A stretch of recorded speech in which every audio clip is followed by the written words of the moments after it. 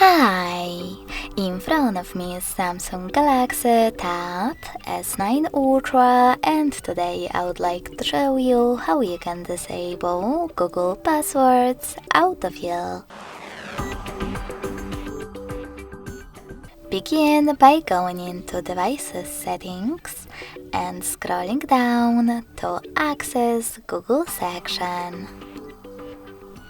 Then tap on Autofill, Autofill with Google, and this switcher next to Use Autofill with Google.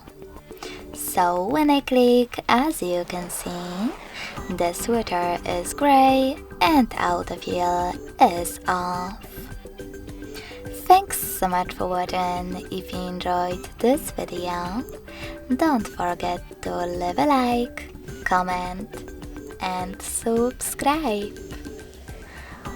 Bye!